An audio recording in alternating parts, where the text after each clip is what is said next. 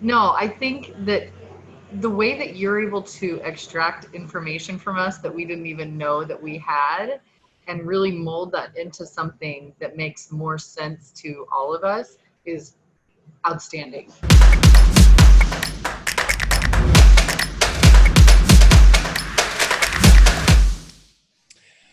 All right. Hey, everyone. Reed Perez here, CEO and founder of Branding for the People.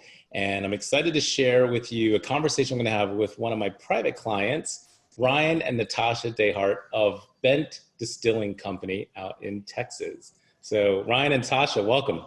Thank you. Thanks. Good to be here.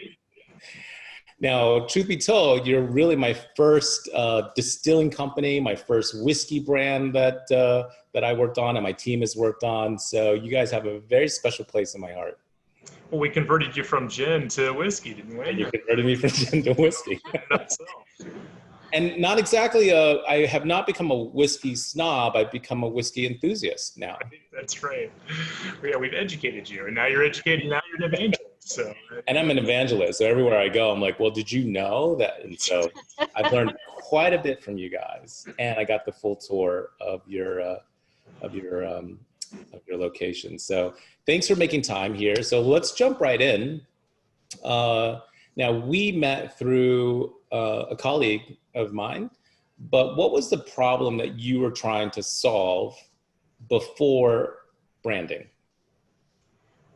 So before branding, we were looking at a way to basically change the name, the face, and the feel of our entire company.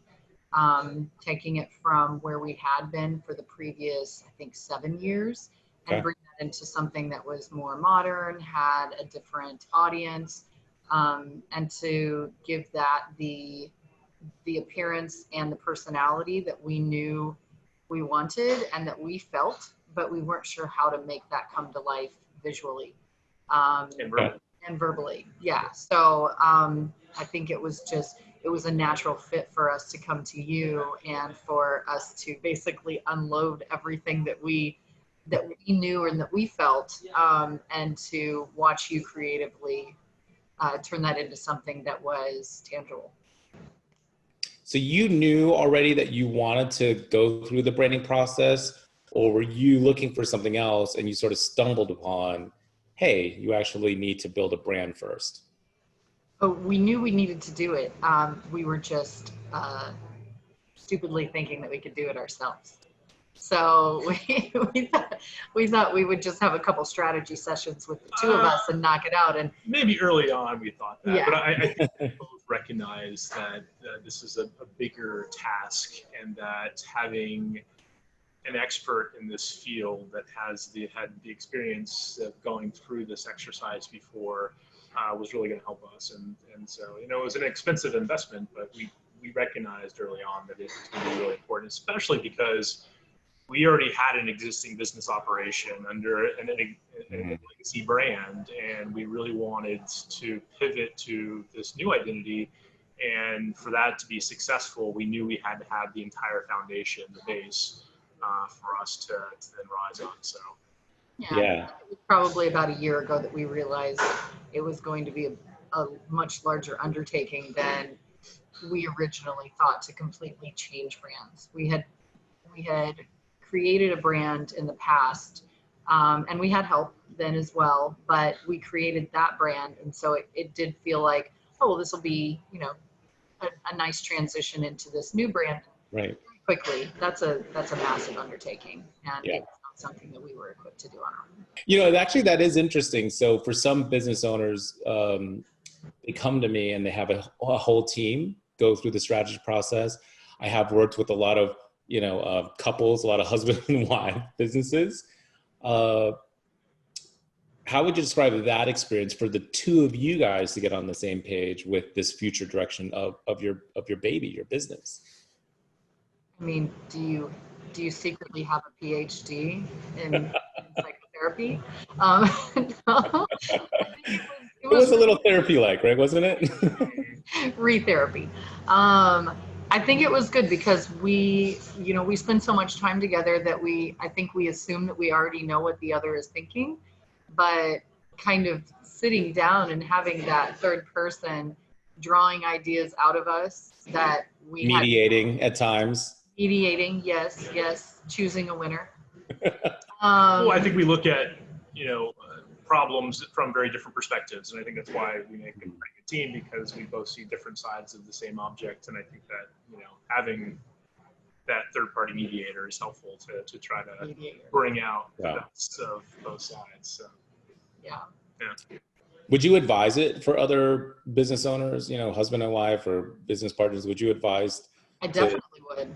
I definitely would, because you spend so much time together, and this is your entire life, and you're looking at the same things over and over again, day after day, and you may not even look outside of your bubble to see what else is there that you should be paying attention to. Right. Having that third person come in and have this, mile high view of the entire business and everything around you, you pull things out that you wouldn't have even thought of. Well, and you're not afraid to, see something or hear something that, you don't particularly care for, and then find a different way of, right, so that ultimately we end up with a better product. Right. At the end. And so I think we can become, because we're so embedded in the business day in, day out, we can become very myopic in terms of how we see things. And I think having a fresh set of eyes on an industry, on a business, is very helpful to, and you bring also this, very much a consumer's perspective to the table, which is honestly what we're focused on, what we should be focused on. So, I have another thought on that too.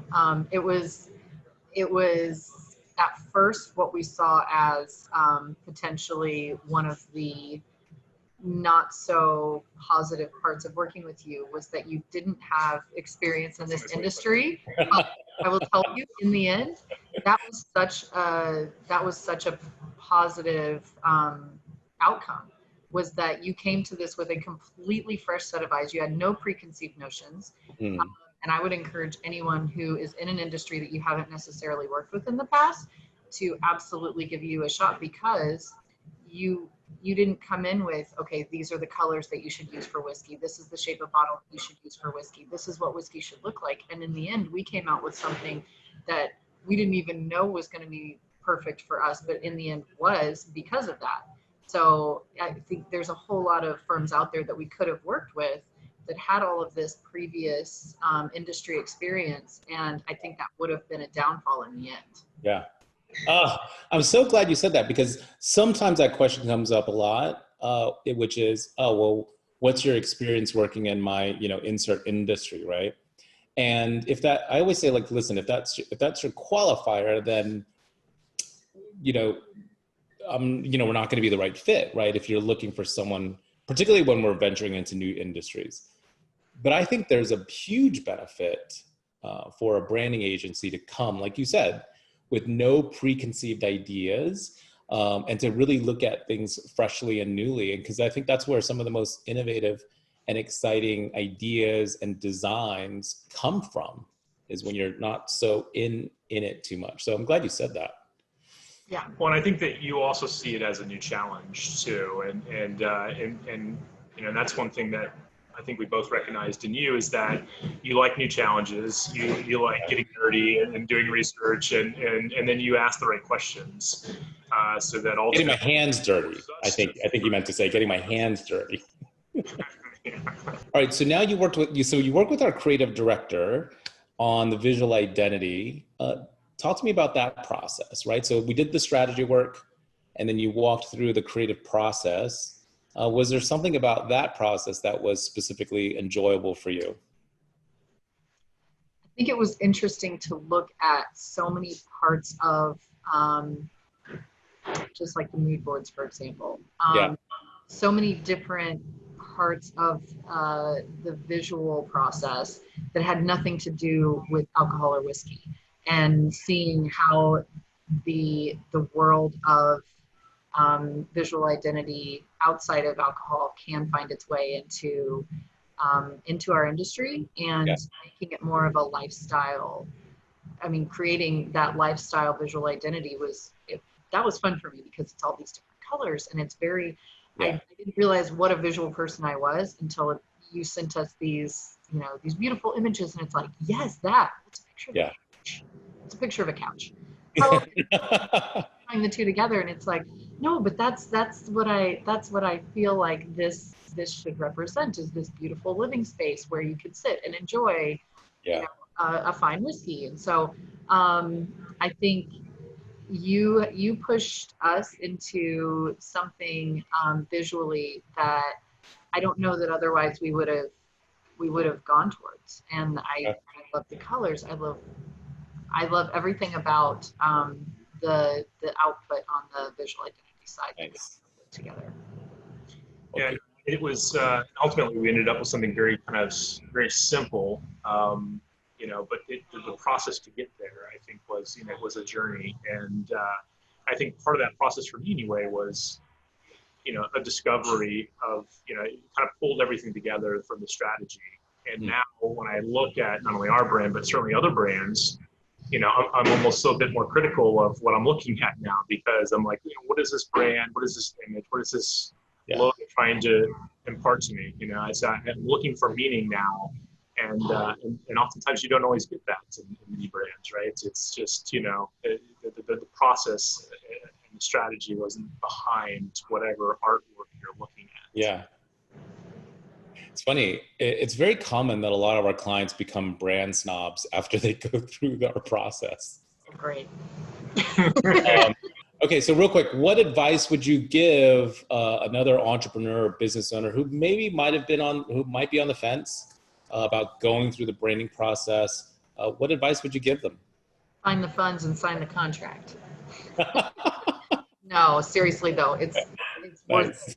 It's absolutely worth it. There's just, when you're looking at your business plan and you have allocation for sales, you have allocation for materials, find room in there for branding, because it makes all the difference in the world, and it's going to end up funding the other buckets.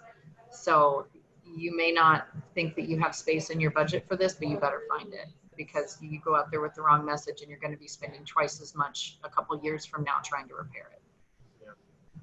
Yeah, no, it's foundational. I think that it's a long-term investment that you're making, and assuming that you're looking to be around in the long term, and that you want to create a brand that's going to live and breathe and grow in the community, then you have to make these early investments in time and strategy, and visual and verbal identity, to make sure that everything then that you do to promote that brand and to get word out about the brand is now consistent, and it